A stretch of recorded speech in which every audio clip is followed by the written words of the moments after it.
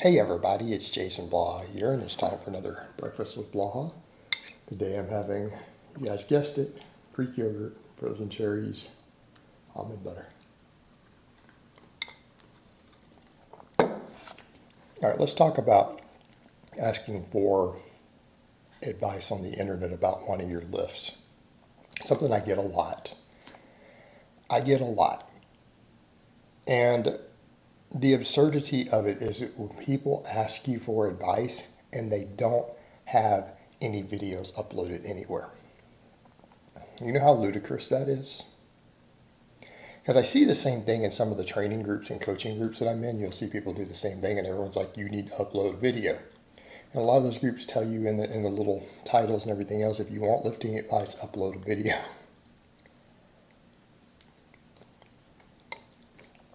Because I see it every day in my comments.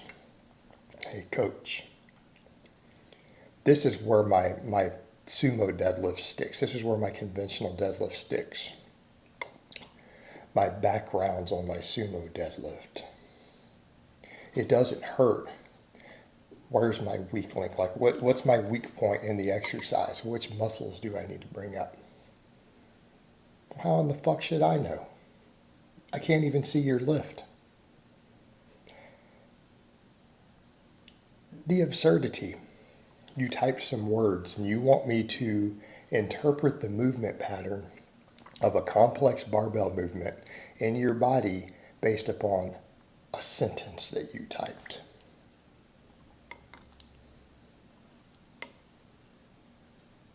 This is in no way useful. It's as bad as the articles that say, well, you can, by just seeing where you stick, we know where your weak link is always in the bench press, do we? By what you described? You sure about that?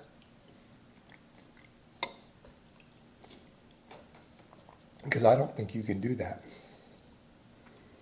Oh, if the lockout is weak, it must be the triceps. Is it? Or is it the chest? And I mean, that's a serious question.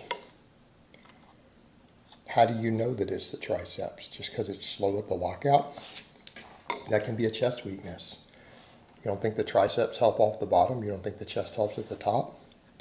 Maybe a certain parts of your chest are weak, as far as the joint angle specificities. You can look at where the bar drifts and determine that. Because if you're struggling at the lockout in a good position like this, it very well might be your chest. We need to look at some of your supplemental work. Figure out, is it your chest or not? It might be. Does the bar drift towards your face? You slow at the lockout, the bar drifts up and your shoulders hurt. That's triceps. But if you're not filming it yourself, can you see where the bar path is? No. So how do you know it's triceps? You film it and you look at the video yourself, you can assess that better. But if you're filming it to look yourself, why can't you upload it to the internet? I mean, that's the ludicrous thing. The only places I answer questions, I have two ways that I interact with the public. I have Facebook, and I'm in a lot of Facebook groups with my private profile. So yeah, people who see a couple of those there, if it's a profile that's more than 10 years old, it's really, really, really old with my name on it, that very well might be me. You can ask the moderators of that group if that's actually me, because they know if it is or not. And I have YouTube. What's the thing these two platforms have in common? They allow you to upload videos really easy.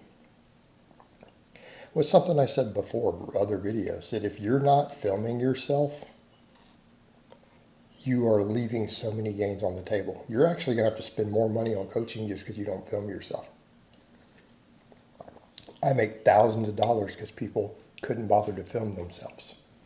I come in and I just fix their form for the first month before we can even get into programming. We got to fix things that they could have fixed themselves had they just looked at it on camera. So if you want someone else to help with your lifts, you need to film it and you need to upload it to the internet. Because in the past, you always had coaches or teams of people. So you go to all the best lifting gyms in the world, people are watching your lifts in person. Great, they can make calls. If you don't have someone watching in person, they need to be able to see your lifts to give you advice on your form or your weak links. Why is this hurt? Why am I failing here?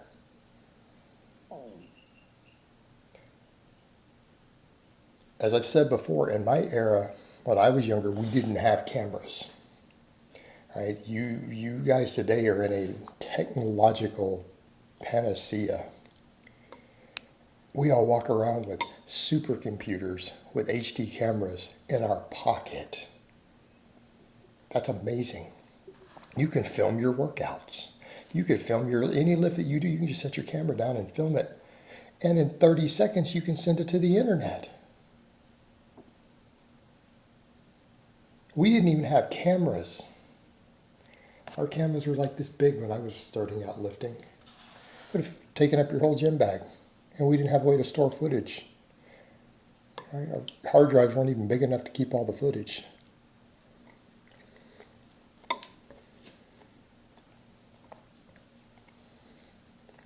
And keep all your lifts. Okay. Everyone has YouTube. If you're asking me a question on this channel, you have a YouTube channel. You have created a channel already with a name and everything, right? Or else you couldn't comment.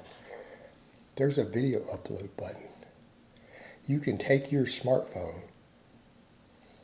and you can upload your 30-second clip it down because no one wants to see all your setup. You can trim it down and you can upload your max benching, your max deadlifting, your max squats, or your limit sets, because we can tell a lot from those too.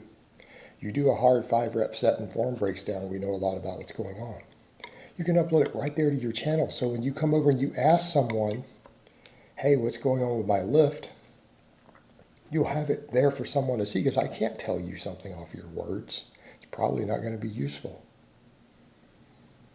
You should also probably list how strong you are on some of your supplemental lifts. How much weight do you good morning? How much weight do you close grip bench? It could be for your work sets. You should include that sort of stuff with the footage. Same thing on Facebook. You can upload videos directly into DMs. You can upload them directly to your wall. You have a little video folder. Asking people for help with your lifts without doing the bare minimum, it's so easy to do. It's lazy. I can tell you what the answer is. Your lift probably sucks because you're lazy. Because you couldn't even bother to film yourself or upload it to the internet before asking for help. You're lazy, probably. You just train like shit because you're a lazy person. Would be my only possible answer. So that's something else to consider there. But the point is, if you want help with your lifts, you should film and upload them to the internet. All right, guys, but that's really all I have to say on that today. I hope it's been informative, and I will talk to you guys next time.